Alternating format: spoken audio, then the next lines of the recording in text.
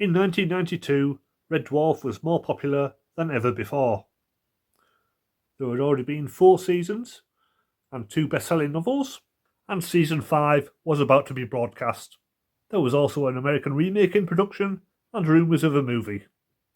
So it only made sense that Fleetway launched a monthly magazine. The format was similar to Doctor Who magazine, with interviews, features, reviews, and a comic strip. But as Red Dwarf was a comedy, there was a lot more humour throughout. It ran for 23 issues, all of which I collected at the time. But as far as I can tell, none of it has ever been reprinted since. Which is a shame, as there's a lot of interesting stuff in there, and there's a whole generation of fans who may never have seen it. So join me now as I take a look through the first 14 issues. This is issue 1 from March 1992. The cover artwork isn't the best.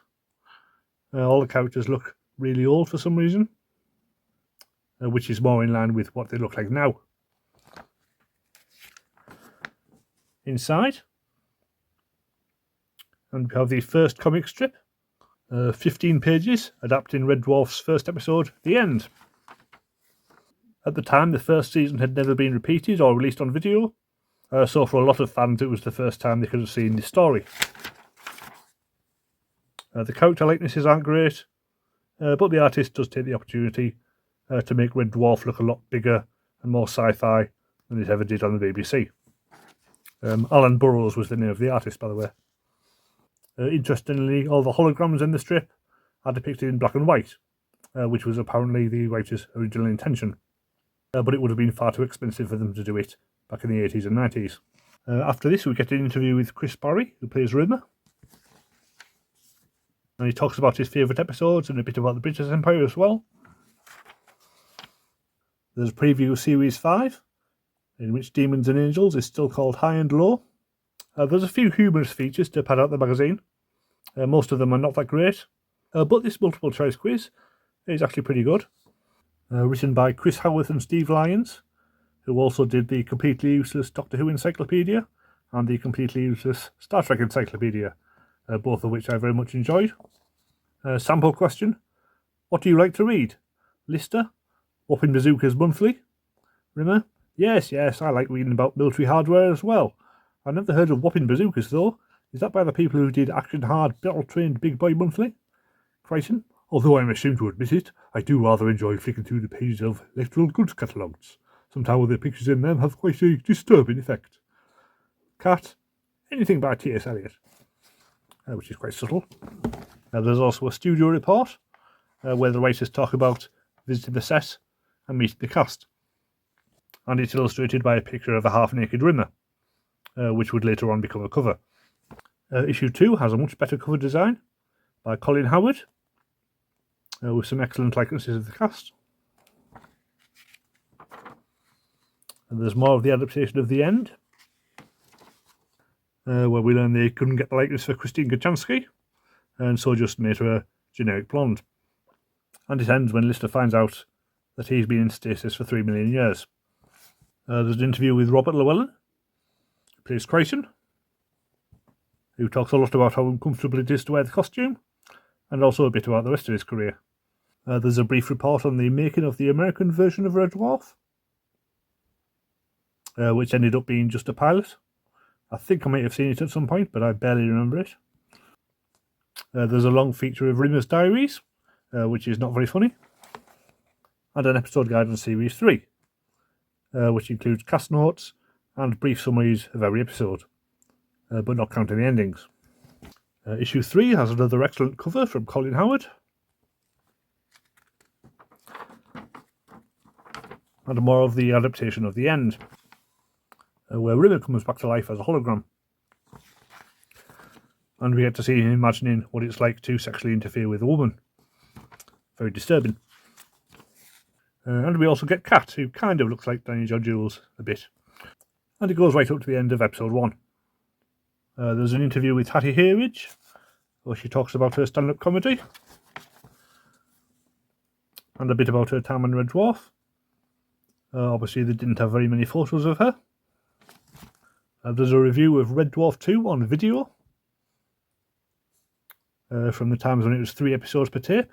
And it cost $10.99 per tape or $21.98 for both, which seems like a lot, to be honest. There's a feature on the Red Dwarf fan club and an episode guide to Series 1. For some reason they were printing them all in random order. Issue 4 has the worst cover yet, which is actually taken from the feature in the previous issue, which wasn't interesting enough for me to look at. But it basically looks like this. There's a survey on your favourite episodes of Season 5, which I obviously cut out and sent in. I wouldn't have done that if I knew that one day the issues would become collector's items. There's a new comic strip, Mutinous Pursuits, written by Howard and Lyons and with artwork by John Royal, which again is not great. The crew play Trivial Pursuit, the Scutter's Mutiny. It's not very funny, but at least you can tell who everyone's meant to be. And the final joke is just recycling the Scutter's sticking the V's up a ringer. There's an interview with Tiny John Jules. He talks about playing Cat, as well as his early career in musicals. And he also talks about his role in Maid Marian, which was another favourite show of mine at the time. Episode guide to Series 4. There's a letters page in which one guy says, "Can you fix it for me to dress up as Crichton and jump from the top of a wardrobe onto an unclothed Hattie Hayridge? I would be very grateful." The editor says, "Hattie, if you're reading this, we're sorry we printed such an offensive letter. It won't happen again. Well, maybe you shouldn't have printed it in the first place." And there's a 15-page adaptation of the first half of Future Echoes, which actually has some decent artwork for a change, courtesy of John Rushby. Issue 5 has another excellent cover by Colin Howard, and more of the Future Echoes adaptation. There's the first book review column, Read Any Good Books Lately, which recommends Harry Harrison, The Technicolor Time Machine, which I do remember being really good, and On a Pale Horse by Piers Anthony, who was one of my favourite writers at the time. Nowadays his attitude towards women is a bit juvenile, but yeah, I do remember On the Pale Horse being one of the good ones. There's an episode guide to Series 2, and an interview with Craig Charles, who talks about Red Dwarf and his other show Cyberzord, which was quite short-lived. And there's a 6-page comic in which Ace Rimmer visits the parallel universe from the Parallel Universe episode, and of course he ends up sleeping with Deb Lister. So yeah, it's a really interesting sequel to 2 of the best episodes. Issue 6 has another Colin Howard cover, but it's not one of his best. It's actually to advertise the comic strip, The Geep, written by Anne Wright, with artwork by Vince Danks. It's basically Red Dwarf does the trouble with tribbles as they meet an impossibly cute alien. It's not really an alien, it's a genetically modified pet thing, but you know what I mean. And for once, the artwork is really good, and you can almost imagine it being an actual episode. There's an interview with Rob Grant and Doug Naylor, where they talk about the series and also the books. This is before they split up, obviously.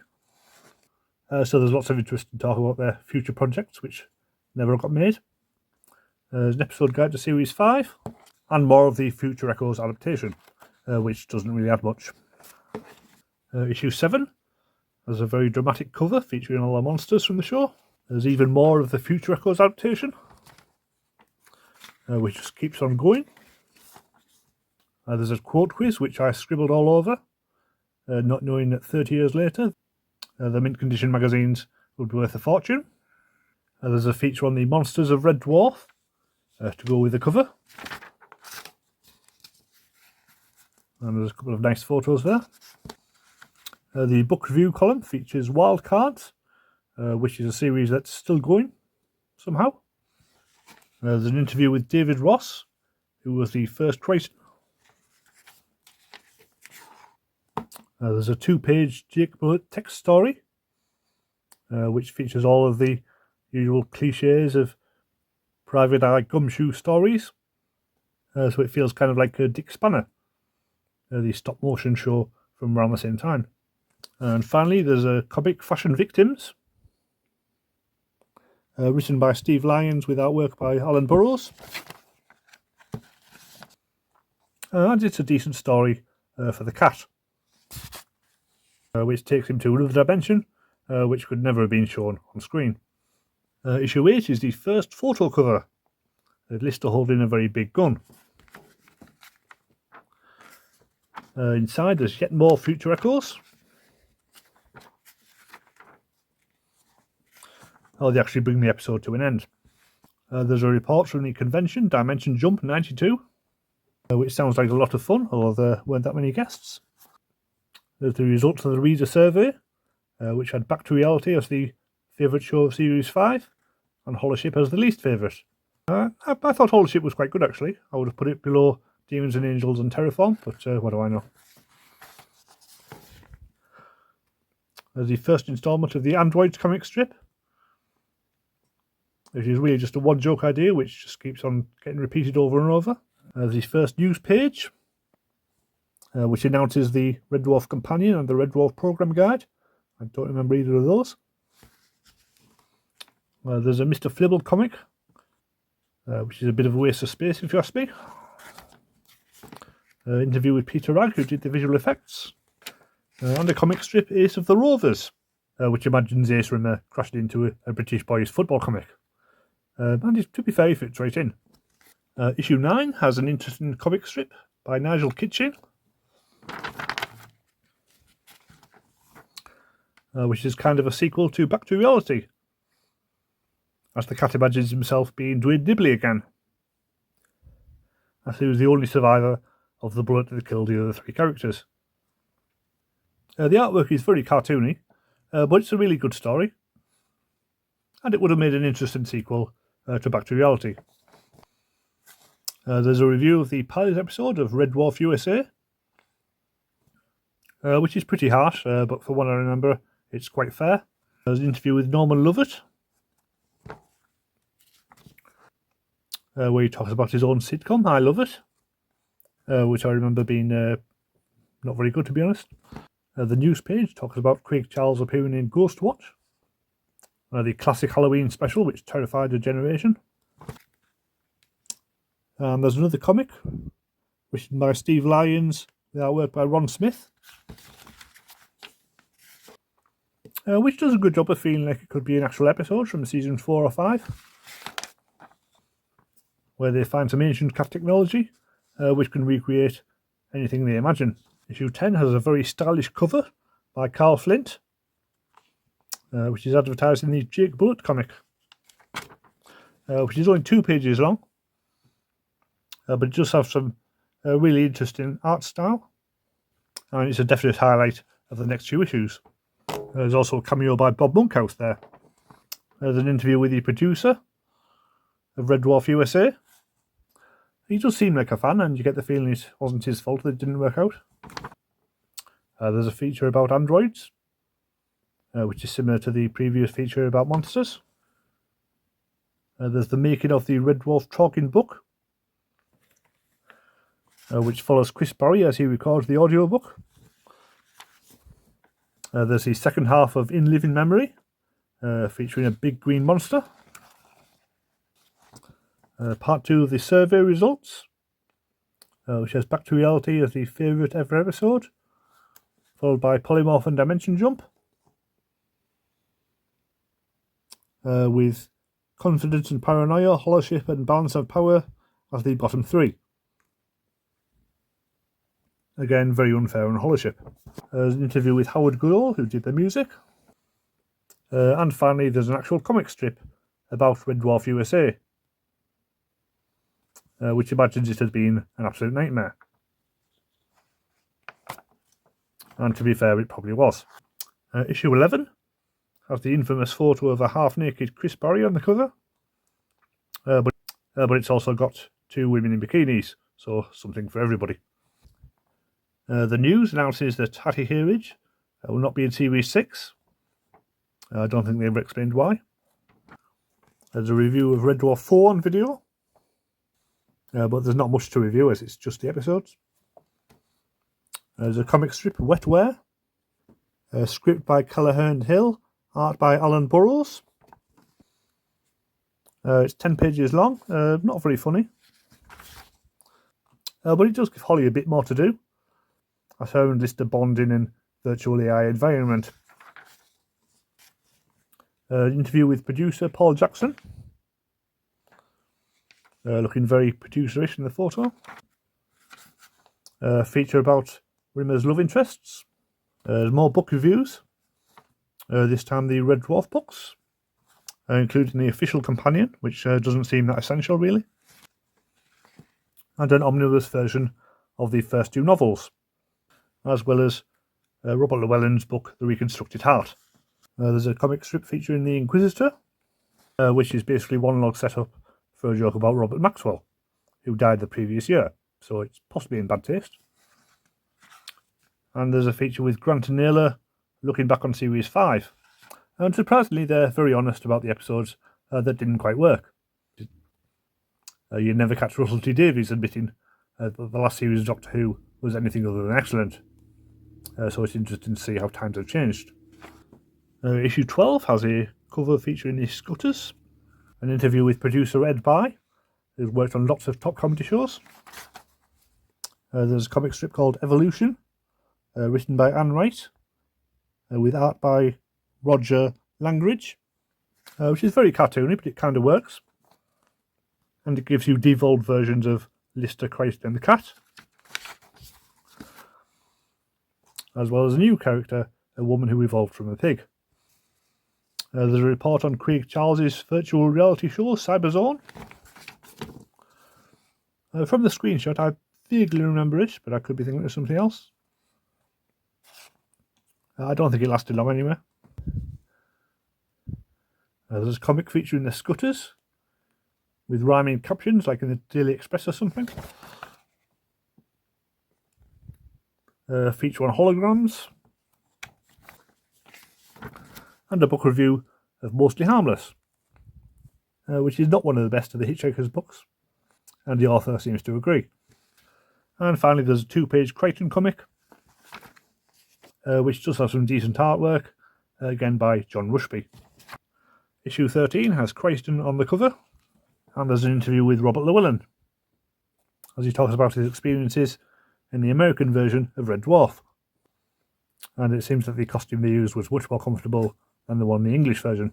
There's a cartoon about space monkeys, again from Nigel Kitchen, in which we have super evolved versions of space monkeys which take over the ship. There's a report from Grant Naylor's other TV show, The 10%ers, which I don't remember ever seeing. But apparently it lasted for 2 series. There's a comic strip called The Shadow Time, a script by Helen Kelleher and art by David Litterton, which is interestingly set on Garbage World from the Better Than Knife novel, and is basically full of gelfs and polymorphs. But to be honest, it feels a bit childish. There's a report about Hattie Hayridge's stand-up gigs, and the writers tell her that they got several suggestive letters about Holly, and she requested that they be sent on, as she doesn't usually get any like that. So it all worked out in the end.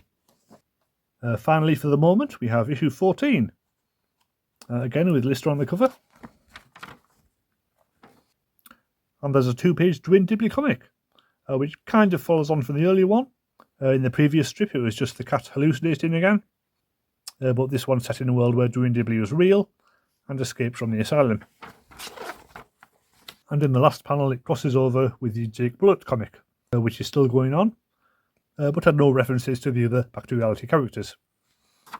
There's more of the interview with Robert Llewellyn. Comic strip, The Canterbury Tales, with script by Kev Sutherland and art by Alan Burrows, which is partly told in rhyme, and there's references to Better Be 3 from Doctor Who, and the lyrics to A Whiter Shade of Pale. I mean, it's an interesting experiment, and the artwork is beautiful. but it doesn't really feel like Red Dwarf. There's a feature on the British Empire, Chris Barry's other sitcom, which went on for many years. Another rather childish Mr. Flibble comic. The book review page, which includes a review of one of the Time Machine books. I definitely read one of those. I think it was about the samurai.